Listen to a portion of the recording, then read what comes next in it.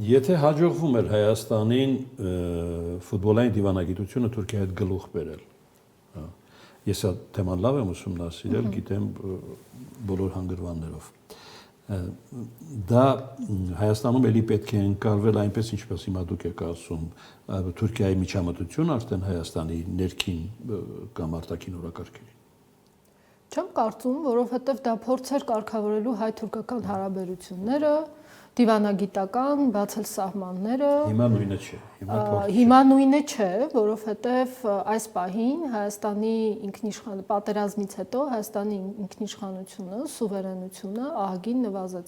նվազել է։ Եվ ճիշտ է մարդկանց խաբում են, որ օրինակ առաջ Ռուսաստանը մեզ ճնշում էր, մենք կախված էինք Ռուսաստանից, իսկ հիմա տեսեք մենք կախված չենք, մենք սուվերեն ենք, դա ճիշտ չէ, որովհետև հիմա մենք արդեն կախված ենք թուրք-ադրբեջանական օրակարգից։ Ռուսաստանից ոչ։ Ասենք այդ իմաստով այս պահին ոչ։ Եթե մենք օրինակ, չգիտեմ, ԱՄՆ-ի հետ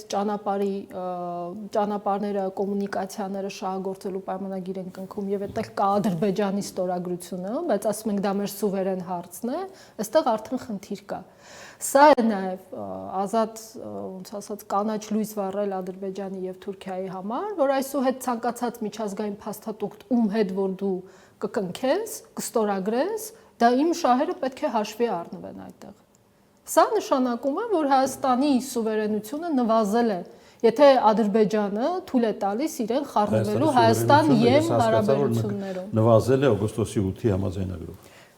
Մինչև այդ է նվազել պատերազմից հետո, ես նշեցի, որովհետև մենք ամբողջությամբ մենք ունենք իշխանություն, որը չկրակելու պայմանով ամբողջությամբ մտել է թուրք-ադրբեջանական օրակարգի տակ։ Եվ եթե քեզ պահում են շանտաժով, ինչ ասեն, դու դա անելու ես։ Ուրեմն այս պահին անհնար է բարելավել հարաբերությունները Հայաստանի հարևանների հետ։ Կոնկրետ երկրների անունները չտամ։ Անհնար ոչինչ չկա, պարզապես անհնար է այս պահին բարելավել հարաբերությունները հարևանների հետ ինքնիշխանության ու Հայաստանի շահերի տեսանկյունից։ Սա է խնդիրը։ Այն բոլոր խաղաղության օրակարգը, բոլոր հարաբերությունների բարելավման տակ մենք ինչ հասկանում ենք, դա պատերազմի շանտաժի տակ զիջումներ են, բոլոր առումներով, որոնք երկարաժամկետ առումով Հայաստանի գլխին գլխացավանք են դառնալու։ Օրինակ, սահմանադրության փոփոխությունը զիջում է, օրինակ անկլավների հարցը, օրինակ երբ որ խոսում են, որ հայցերը կարող էին հետ քաշել, օրինակ Այդ ինչ որ ասում եք տեղի ունեցել։ Դեռ չի ունեցել, բայց պատրաստվում են։ 2026 թվականին ինչու են Ադրբեջանն ու Թուրքիան ուզում, որ Փաշինյանը վերընտրվի, որպեսզի այդ բոլոր պահանջները կատարի։ Եվ 2026 թվականին ընտրվելուց հետո դրանք հերթով կատարվելու են։ Փաշինյանը պիտի փոխի թե ես եւ դու։ Փաշինյանն է փոխելու։ Մենք սահմանադրությունը փոխելու անկախության հռչակագիրը այնտեղից հանելու օրակարգ ունենք, ես չունեմ, դուք չգիտեմ։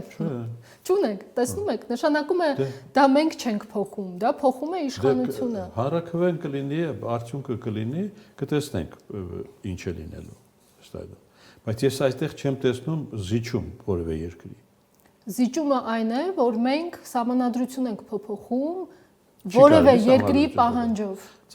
Սահմանադրությունը պետք է փոխել։ Սահմանադրության փոփոխության մասին մենք խոսել ենք դեռևս 2018 թվականից։ Եվ ակտիվորեն մասնակցել ենք բոլոր այն օրակարգերին, որտեղ դրված է եղել այդ հարցը։ Բայց ինչ որ պահից սահմանադրության փոփոխությունների հարցը վերածվել է սահմանադրության գրիվ ընդհանուր փոխելու նոր սահմանադրություն մշակելուն եւ ընդունելուն։ Եվ սա արդեն ոչ թե ներքին պահանջ էր, ներքին հարց էր, որտեղ օրինակ քննարկվում էր, թե ոնց կարելի է փոխել կառավարման համակարգը, թե ոնց ազատվել, չգիտեմ, Սերժ Սարգսյանի կոստյումից, որի մասին սուպեր վարչապետական, ոնց քչացնել վարչապետի լիազորությունները, ոնց բարելավել մարդու իրավունքների դրույթները։ Այս ամեն ինչի համատեքստում խոսել ենք եւ այո, դա պետք է քննարկել, բայց ինչ որ պահից սկսած արդեն սկսեց քննարկվել, որ սահմանադրության փոփոխությունները դնում ենք մի կողմ օրակարգը, պետք է ընդունենք նոր սահմանադրություն եւ այնտեղ չպիտի լինի Հայաստանի Հանրապետության անկախության հռչակագիրը, որը մի փաստաթուղթ է, որն ընդունվել է, գիտեք, բացարձակ լեգիտիմությամբ։ Հայ ժողովուրդը իր պատմության, անկախության պատմության մեջ դեռ չի կարող ընդունել այդպիսի լեգիտիմ փաստաթուղթ։ Երբ որ կընդունի այդպիսի լեգիտիմ նոր փաստաթուղթ, մենք կխոսենք այդ նոր փաստաթղթի հիմքով սահմանադրությունը փոխելու։ Բայց եթե չունենք, ուրեմն պետք չի պետք անհավանական է ընդունել լեգիտիմ սահմանադրություն։ Այս Ես մեծ վտանգ եմ տեսնում այդ հարցում, որովհետև դժվար է լինելու։ Մենք գիտեք, պատմությունը ցույց է տվել, որ մարդիկ կարող են գնալ ընտրություններին, բայց իրենք մարդիկ տրամադրված չեն գնալ հանրաքվեների սահմանադրական, հա, դժվար է միշտ ապահովել այդ գործող իշխանության գլխացավանքն է, թող ինքն էլ կազմակերպի։ Դե միակ տարբերակը փոխել օրենքը եւ ազգային ժողովի ընտրությունների հետ միգուցե դնել նույն օրը։ Որպեսզի ապահովել մասնակցություն։ Եթե հանրաքվեն չանցավ, դժվար է պատկերացնել, թե ինչ կլինի։ Խոսեցինք սահմանադրության շուրջ, հանգուցային կետը սահմանադրությունն է, հայ-ադրբեջանական օրակարգ։ Հանգուցային կետը չէ, բայց հանգուցային կետերից մեկն է, այն պահանջներից մեկն է, որը ուղղված է մեր պետականության հիմքերը խարխլելուն։ Ի թիվս դրա կա նաև տարածքների վերադարձի հարց, ի թիվս կա նաև ադրբեջանցիների վերադարձի հարց, ի թիվս կա նաև մեր հայցերը հետ քաշելու հարց եւ շատ այլ հարցեր։ Ու այս բոլոր հարցերի համար, բոլոր հարցերի իրագործման համար Նիկոլ Փաշինյանը պետք է ընտրվի 2026-ին։ Բայց Հայաստանի քաղաքացին պետք է ընտրի, չէ՞։ Փաշինյանին։ Այո։ Դրա համար էլ առավոտից իրիկուն մարդկանց Հայաստանի քաղաքացուն ասում ենք ինչ վտանգներ կարող են լինել, եթե դուք 26 թվականին նորից ընտրես Նիկոլ Փաշինյանին։ Իսկ ում ընտրի։ Լավ հարց է։ Մարդիկ միշտ մտածում են այլ ընտրանքի մասին։ Լավ հարց է, որովհետև ուզում եմ նաև ձեր օգնությամբ տեսնել հիմա մասնակցության այն հնարավոր մասնակիցներին, որոնք կարող են քաղաքական ներքաղաքական օրակարգում բան փոխել։ Այս պահին կան նոր ձևավորված քաղաքական ուժեր, բայց այդ քաղաքական ուժերը դեռ ունեն խնդիրներ։ Ունեն խնդիրներ առաջինը իրենց քաղաքական ասելիքը պարզ, հստակ եւ թիրախային մարդկանց հասցնելու, ունեն խնդիրներ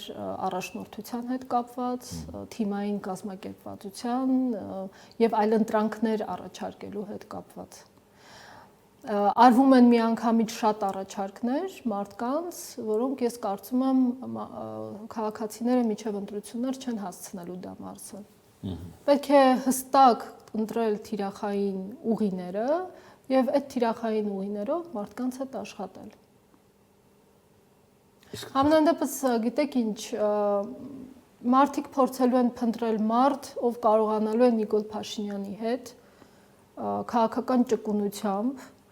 ուժով փորձի հավասարը, այո, կռիվ տալ եւ հակակշիռ լինել։ Այդպեսին առողջ։ Դրա համար շատ կարեւոր է թե ով կլինի, որ քաղաքական ուժում ով կլինի առաջնորդը։ Արդեն հայտարարել է մասնակցության, համարը հաստատեց։ Դա նորություն չէ։